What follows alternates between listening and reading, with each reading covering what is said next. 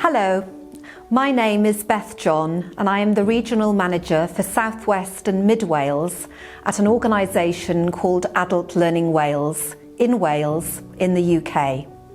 Adult Learning Wales is the adult community learning organisation for the whole of the country, and I'm delighted to be able to share with you today in this video a European project that we are leading on with Professor Dina Suero from the School of Education of the Polytechnical University of Coimbra in Portugal. Hi, I'm Dina Suero from Portugal, and I'm a teacher, practitioner and researcher in adult education in the School of Education of the Polytechnical University of Coimbra. I'm also a board member of the European Association for the Education of Adults. As a practitioner, I work mostly with older learners in rural areas promoting literacy. They have so many beautiful stories to share, and I learn so much from them.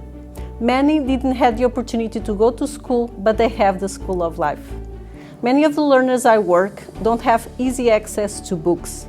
Books are a luxury for many of them.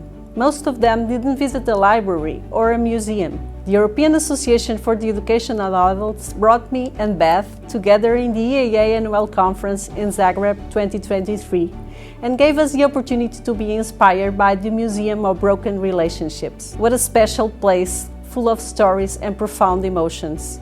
We instantly knew that this book, the Book of the Museum, was a precious research to work with the learners. Beth and I were so excited to work together to explore and create a project inspired by the museum and the book. So the Museum of Broken Relationships is a really small museum actually in Zagreb. It focuses on people telling their stories of their relationships. It can be relationships with partners, with husbands, wives, or with family members. We've started with something a bit more positive than broken relationships. So what we've asked people to do is talk about an artifact that means something to them, an object, and it can be anything from a toy, a piece of jewellery. It could be a recipe that had been handed down through generations. It could be literally anything. And this gives us a chance not only to get to know our learners more, to get to know them a bit better, but for them to share something with us and with the rest of the world. As it is, we are the only Welsh organisation that is part of the EAEA, and we've been really lucky to be able to pilot this project. The project is entitled Learner Literacy Narratives, a Library of Life, Love and Loss. We have developed, as part of the pilot of this project, a website. This website will feature an e-book, and the e-book will be split into chapters according to the European countries that will join the project. Within each country, each organisation that joins will be listed, and there will be an opportunity then for people viewing the website to click into the country and the organisation of their choice to see learner work featured from that particular organisation. My mother was brought up in a very, very small little village outside of Cyflwyniad, which is called Cymhiraeth. Then my father came from Tumble, which was a mining community, and he was one of 7 children. My first memory, I think, is when I was about 3-4 years old, sitting in the living room with my dad and my brother, and my mother was in the lean-to ironing, and this is the iron that she would use. Very, very heavy, obviously. And my job was to sit in front of the fire and to make sure that this got heated up to the right temperature. And she would come in, pick up the iron, take it away, spit on it to make sure it was the right heat, and iron away, and then bring it back and start all over again. That is my first memory of her, and this was the iron that she used. I decided, because I teach ICT for Adult Learning Wales, that the way that I could actually put it together was for the learners to bring their item in, and then we would create a story in Word. We would then take photographs of the item that would then be emailed to them, to then copy the photograph and then paste it across into the Word document. So we were undertaking a number of skills within the ICT class, and it worked really well. The students found the lesson incredibly rewarding. They took to the lesson really well.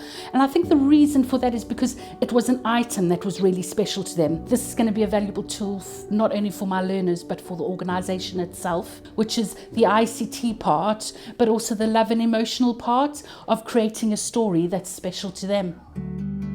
This gift is from my grandmother, and she had it for a long time.